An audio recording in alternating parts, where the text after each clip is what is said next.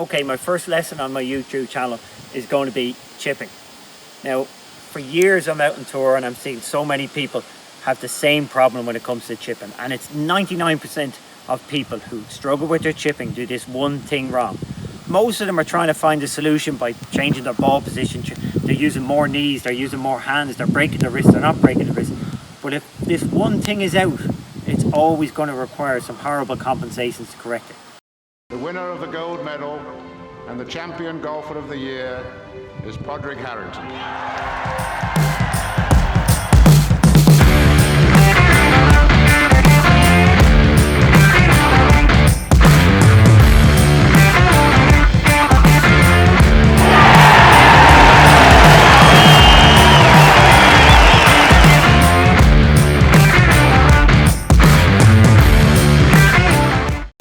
Okay, my first lesson on my YouTube channel is going to be chipping. Now, for years I'm out on tour and I'm seeing so many people have the same problem when it comes to chipping, and it's 99% of people who struggle with their chipping do this one thing wrong. Most of them are trying to find a solution by changing their ball position. They're using more knees, they're using more hands, they're breaking the wrist, they're not breaking the wrist. But if this one thing is out, it's always going to require some horrible compensations to correct it. What you really need to do is get your body in the right place, and then your hands and arms and wrists will all start working in sync. So what am I talking about? I'll show you. Okay, so as I stand here, most people, when they play, and I'm only going for an absolute standard chip shot here, everything is as neutral as possible. So when most people try and hit chip, they're going to try and help the ball up. And the minute you try and help the ball up, you're going to back up. Your sternum, your center of gravity, is going to move backwards, and that's going to cause you to hit the ground 4, 5, 6 inches behind the ball. Now, somebody who's hitting the ground 4, 5, 6 inches is going to get all sorts of crazy strikes on the golf ball, and they're going to then start compensating with knees and hands. They're going to try loads of different things. They're even going to put the ball back here, which works for a couple of chip shots, but after a while you get used to that too. So what I'm saying is, if you get any pinch here on the right side, if any weight on the right side, any lift up here, that's shifting your low point of your swing backwards too far behind the ball. We want to make sure our center of gravity is sitting basically on top or to the left of the ball in terms of that line, just like so. We want to be sitting, and now you can see my divot is all after the golf ball. None of this causing my hands to be overactive. When you get up in this position, it doesn't matter what you do in the backswing. If you use a lot of wrists or if you lose no wrists, they'll always come back in a straight line underneath your sternum, and you'll pick the ball up like so, okay? Rather than this scooping action back here. So for most people to practice this, you can practice sitting on your left-hand side, maybe taking your weight off your right foot as much as possible. Always practice swinging out in front. Watch your divot. And that's not a bad tip on the golf course. I don't like telling anybody to keep their head down during any shot, whether it's a long shot or a short shot, because it's not a natural thing to do.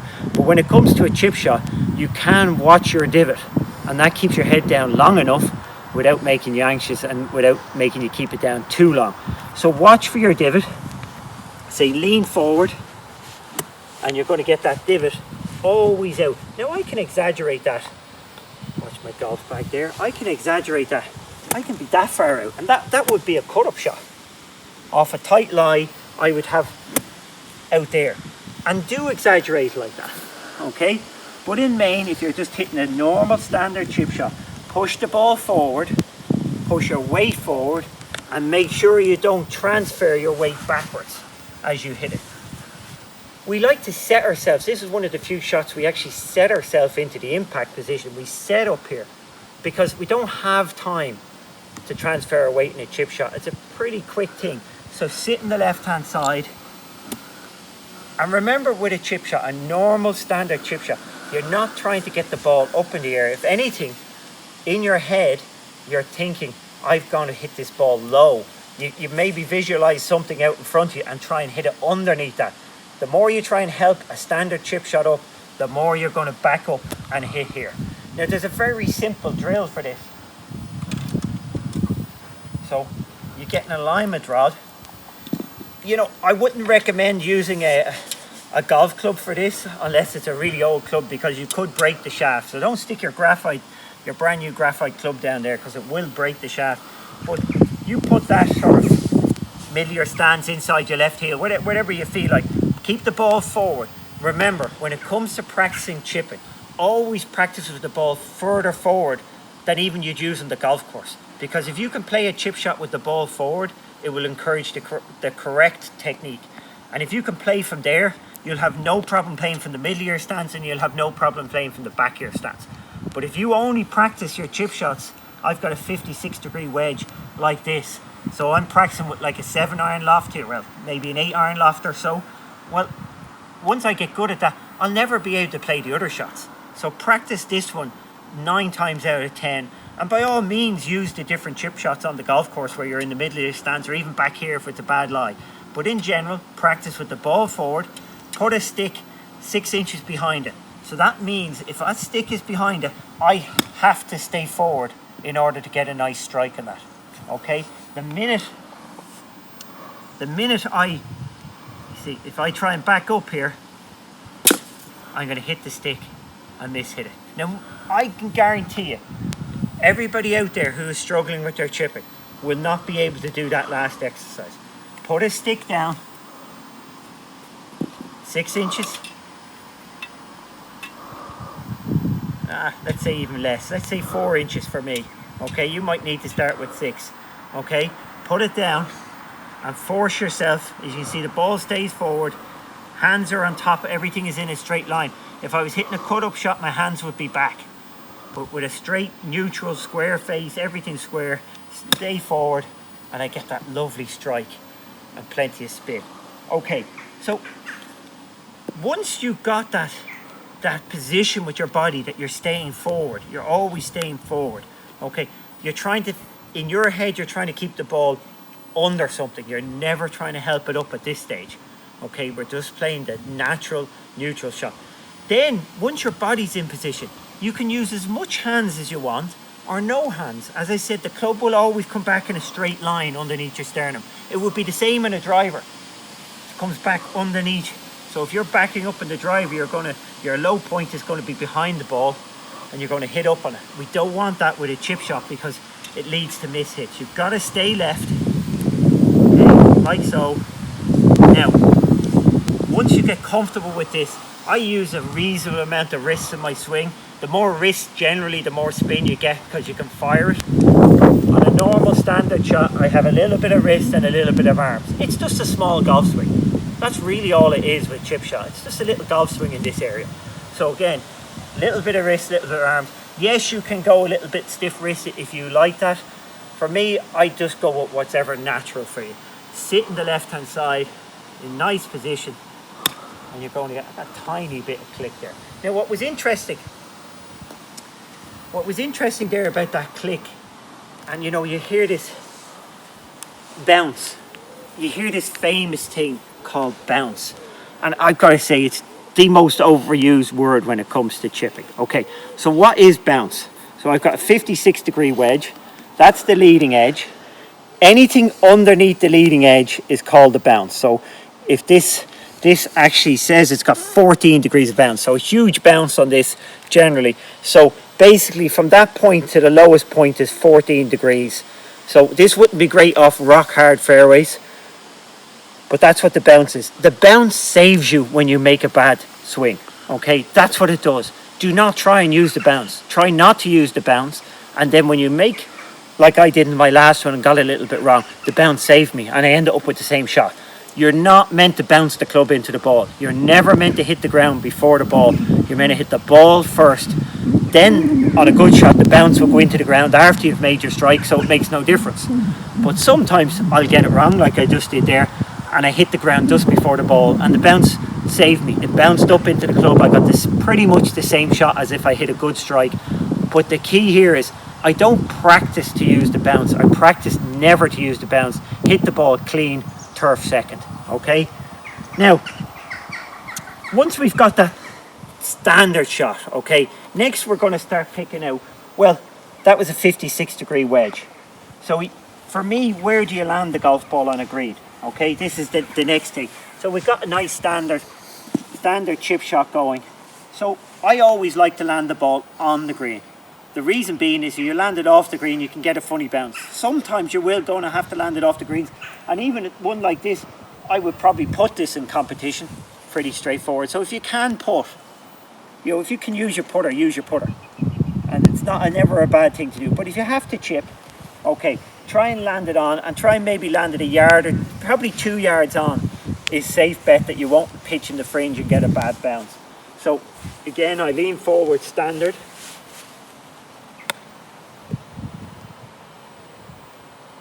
Just a nice little chip. On a standard flat green, okay, I chip my 8-iron 1/5 of the way in the air and it runs 4/5. My 9-iron chips 1/4 of the way and runs 3/4. Okay, now in golf you use these slopes. Now what I mean by that is always land the ball at the bottom of a slope. So in this case, if I carry the slope and land at the bottom and pick a club to do that, the ball will land there and run out to the hole. But if I leave it short, it's going to hit the downslope and get to the same place. So I probably need more loft for this. I'll go with my 64.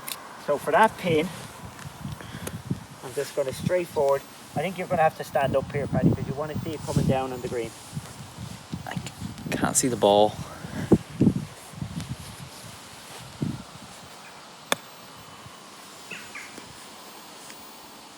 So it nicely carried the whole slope and nearly landed. Well, it did land on the flat. But if I happen to hit that, which I did there, now I actually hit the downslope, and look, it finished in the exact same place. Those balls landed maybe 3 yards apart and they finished in the same place because I used the downslope or the flat. So if I'm going over a slope, I land at the downslope. But also if I'm going up a slope, I land it short of the downslope. And then if I hit it too hard, I've got the benefit of hitting an upslope and it will finish in the same place. And with modern greens, and this is amazing with all modern greens, they've designed the back of the greens or a lot of the pin positions in bowls. So essentially you have a downslope and an upslope. Well, you just pitch it in the middle of the flat bit in the middle of the two. That way anything short is going to kick on and anything long is going to stop up. So you could have 9 yards of room and everything will finish in the same place in a modern green, whereas in the old one plane greens it was much harder. You use those numbers I talked about earlier, a quarter of the way for, what was it, quarter of the way for an 8-iron, 1/5 of the way. So again, try and land it on the green, try and land it at the bottom of the slope. Standard technique, just sit in on the left hand side and stay there. Use as much wrist as you like or as little as you like. That's up to you. That's your experimentation. For me, I'd use a little bit of both. Going back a little bit to the setup just so that we're not too confused about the setup. So again, I'm facing the camera this way. So if I was setting up again, especially in practice, I would have the ball up level with the middle of my foot and nearly up to my toe, okay? Especially when I'm practicing. Get used to the ball forward in practice. Okay, yeah, in tournament play I may bring it back and play it inside my left heel. And if I was under pressure, I could play it back here in a tournament if I had a bad lie in a divot under pressure. Yes, you can move it back there, but don't practice this one. Practice with the ball forward. Like a good way of doing this for yourselves, if you're out in the course, if you look at the barrier here, you imagine, let's say, we'll do it this way. Imagine that's carpet and that's grass.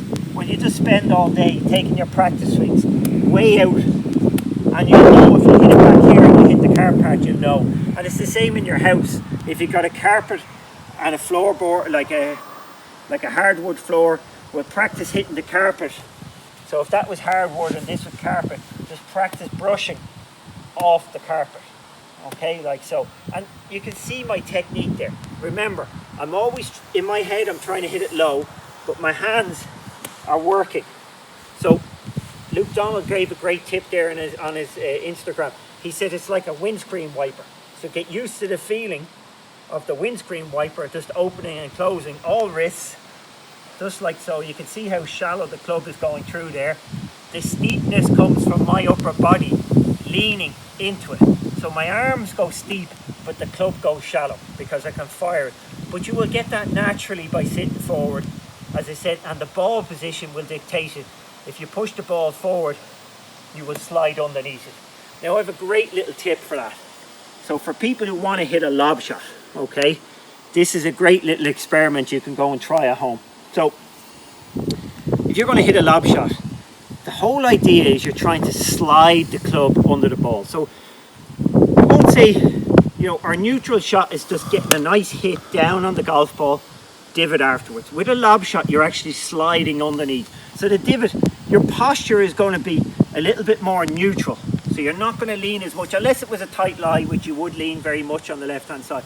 But on a normal, I'm going to give myself a good lie, you'll see I'm starting, club still back, I'm starting to be more 50-50. And I'm going to, oh, I hit that a little heavy. Again, the bounce worked in my favour there. I ended up with the same shot that I was trying to hit, but I did hit too far behind that shot. That would not be, while you get away with that on the golf course, you wouldn't get away with it if you kept playing them like that. That would could very easy end up in one knife 40 yards over the green. So again, I sit there naturally, and then I slide the club under. Now you can see, a lot of people using the bounce will have that big divot, whereas I had very little divot there. I just slid the club under. Now the way to learn how to do that is make it easy for yourself. So either use the rough, or this is another way of doing it. Practice and tee the ball up, right? Now the goal here, which this is so easy, I could do this with it. I could do it with any club, any iron in my bag. But the goal here for you guys, right? Again, you sit naturally, let the club sit down, is to take the tee and have a fresh air, okay? Then keep working. So we'll work that tee down lower and lower. Okay, now it's down. I still would find that I got a little bit of golf ball. But eventually, you keep lowering it down. Now that's very low. Okay, now got a little heavy. Now you can see I had to work hard to get under that. I didn't get under that. I should be able to. But as you can see, as you get lower and lower, you're going to get a little bit of golf ball on the face. And that will give you the experience of, right, I'm trying to slide under, but you will not. It'd be rare that you will find a lie that you can slide the club under and miss it completely. It would have to be sitting up very nicely in the rough. So just don't try and slide under in those situations. But definitely practice like that and move on. Once you can do it off a tee peg, then give yourself a really nice lie in the rough. So I'm going to fresh air this like so. But then if I move to a little bit tighter a lie, so that was really up there, yeah, I'd probably still be able to, yeah, I can get under that. Not quite. Okay, but you get the idea. You're getting tighter and tighter lies with the same swing. I'm definitely getting under this one. Okay. There we go. But I would not be able to do the same thing off this lie. A nice tight lie. And I've got a perfect flat shot. So it's just a question of lowering your height when you're playing a flap shot. Learning what will work. So start off teeing it up and slide the club under. And keep reducing the height of that tee until you can't slide it under anymore. Then move to a nice lie in the rough, slide the club under, and then just keep lowering it down in the rough. Keep sliding the club under. Okay, so that should give you, you've got your standard shot there, you've got your points to land it on the green, you've got your cut-up shots, you've got your practice drill of always making sure when you're on the golf course, watch. I will say this, when you're on the course, there's no doubt you've got to watch the ground. See, every practice swing I take there is left of the golf ball. You will never, I'm always watching for this in the course, you'll never see me take a lazy practice swing. A lot of people are looking at the target and they're practice swinging hitting 6 inches behind the ball, the one thing they don't want to do. So most people when they're practice swinging are like this, and they're practicing everything they don't want to practice.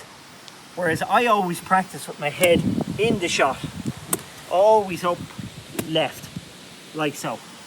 That's the difference. You check that at home for yourselves. Your practice swings are going to hit the ground that far behind the ball. Whereas my practice swings actually hit the ground with this part, this sole hits the ground up there 4 or 5 inches ahead of the golf ball. It's a little bit of an exaggeration, but that's not a bad thing. You may even want to exaggerate more and get it a foot ahead of the golf ball at the start, and then just walk in and hit the shot with no thought. You can, as I said, if you need to think about it, you can do 2 things when you're hitting a chip shot. For me, you can watch the divot as you hit the shot, so it'll give you a good fire this. So you can watch that divot and then lift your head up. Or as I like to do on my chip shot, I just don't like to see the ball going up in the air. I like to see it landing. Just like that. I think I'll finish on that one.